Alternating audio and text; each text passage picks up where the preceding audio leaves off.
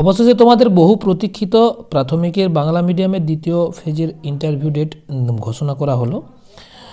তোমরা আগেই জেনে গিয়েছিলে যে সোমবার নাগাদ কোনো একটা খবর আসতে চলেছে, নোটিশ আসতে চলেছে।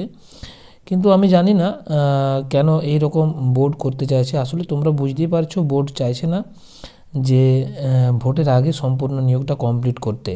তার জন্য দেখো ওরা আজকে যে নোটিফিকেশানটা দিয়েছে, সেই নোটিফিকেশানটা আমি পুরোটা তোমাদেরকে বলে শোনাচ্ছি। এখানে একদম বোর্ডের ওয়েবসাইটে গিয়ে তোমরা এই নোটিশটি ডাউনলোড করে নিতে পারবে। আমি ডাউনলোড করে নিয়েছি। এখানে কি কি বলেছে আমি তোমাদের পরপর বলতে চাইছি।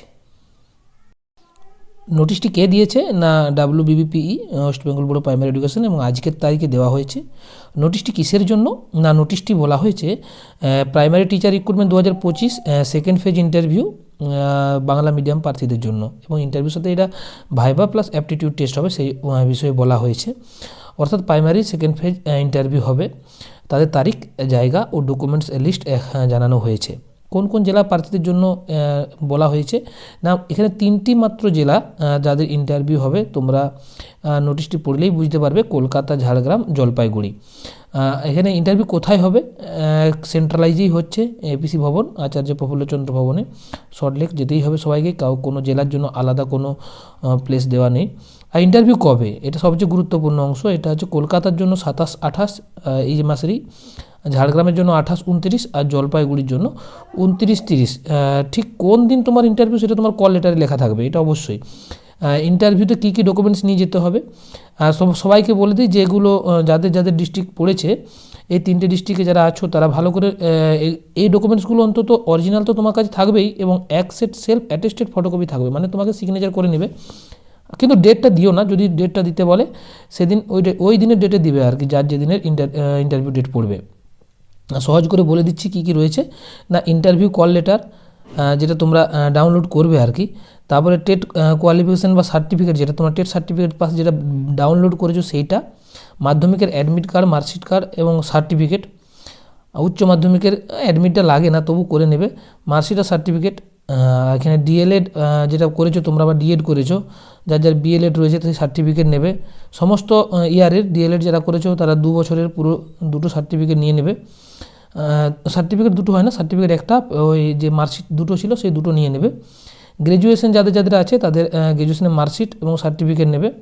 Caste certificate, SC ST OBC যারা রয়েছো তারা যদি থাকো অবশ্যই তাদের 1 কপি জেরক্স অবশ্যই করে নেবে। EW সার্টিফিকেট যারা থাকছো, EWS ক্যান্ডিডেট যারা রয়েছো তারা EWS সার্টিফিকেট নিয়ে নেবে। আর এক্স সার্ভিসম্যান, এগুলো তো তোমরা জানোই, এগুলো সবসময় বলছি না আর সবটা।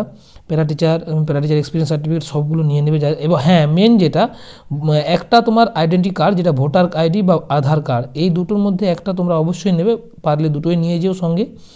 আর 1 copy recent passport size photo তোমরা নিয়ে রাখবে। এখানে যদি কোনো ডকুমেন্টস তোমার সমস্যা থাকে বা অযোগ্য প্রমাণিত, তাহলে কিন্তু সঙ্গে সঙ্গে তোমার ক্যান্ডিডেচার বাতিল করে দিচ্ছে ওরা, যারা ইংলিশ মিডিয়ামে হয়েছিল। ইন্টারভিউ দিতে দেওয়াই হবে না। আর কল লেটার কোথা থেকে নিবে না, ওই ওয়েবসাইট থেকে WBBPE অনলাইন যেটা রয়েছে সেইখান থেকে তোমরা নেবে। আমি তোমাদের দেখিয়ে দেবো কোথা থেকে তোমরা কল লেটার নেবে। কল লেটার দেওয়া শুরু হলেই আমি ডাউনলোড করে 1 কপি তোমাদের দেখিয়ে দেবো। এক লাইনে যদি বলা যায়, তাহলে এখন সমস্যা হচ্ছে যে ওরা শুরু করে দিয়েছে। এবারে আশা করা যায় যদি ওদের সৎ ইচ্ছা থাকে তাহলে ওরা খুব তাড়াতাড়ি শুরু করে দেবে। অন্য মিডিয়ামগুলোরও নোটিশ চলে আসবে, কিন্তু আমার মনে হচ্ছে না ওরা এতটা সহজে করতে চাইবে, কারণ পরের মাসে মাধ্যমিক এবং উচ্চ মাধ্যমিক দুটোই পরীক্ষা রয়েছে। একটা 2 থেকে 12, একটা 12 থেকে 28 এরকম কিছু, একটা 27 এরকম রয়েছে। আশা করি ওরা ফেব্রুয়ারি মাসটা কিছু করবে না। আর ফেব্রুয়ারি মাসে যদি না করে, তাহলে কিন্তু মার্চে তোমার ভোট ঘোষণা হয়ে যাবে, তখন কিন্তু কিছুই করতে চাইবে না। তাহলে এখন প্রশ্ন কি করা যায় না, যদি দেখো যে 28-29-এর পরে কোনো কিছু না আসে, তখন কিন্তু একটা বৃহৎ আন্দোলনে যেতে হবে। সেই আন্দোলনটা করার জন্য সবাইকে রেডি থাকতে হবে। এটা কি করছে সরকার, সবসময় ডিভাইড অ্যান্ড রুল করছে। সে তোমাদের আলাদা আলাদা করে ভেঙে দিচ্ছে। মানে ধরো এই 3টে জেলার হয়ে গেলে কিছু সংখ্যা কমে গেল, তারপরে আবার হয়তো 2-1টা জেলার দিয়ে দিল, সেখানে কিছু জেলার করে দিল, যাতে আর কোনো রকম তোমাদের আন্দোলন গড়ার যে সম্ভাবনা সেটা না থাকে। কিন্তু তোমাদেরকে মূল টার্গেট তোমার ইন্টারভিউ দেওয়া নয়, তোমাকে মনে রাখতে হবে মূল টার্গেট হলো আমার চাকরিটা পাওয়া এবং জয়েন করা। তাহলে তোমাদেরকে যদি ভোটের আগে জয়েন করতে চাও তাহলে কিন্তু তোমাদেরকে সমস্ত জেলার যে প্রার্থী রয়েছে সবাইকার ইন্টারভিউ কমপ্লিট করে তোমাদেরকে কিন্তু জয়েন করতে হবে। তো তাহলে তোমাদের মূল লক্ষ্য থাকবে কি যেন সবার হয়ে যায়, সেই দিকটা খেয়াল করতে হবে। আশা করি ভিডিওটা তোমাদের উপকারে লাগবে। ধন্যবাদ।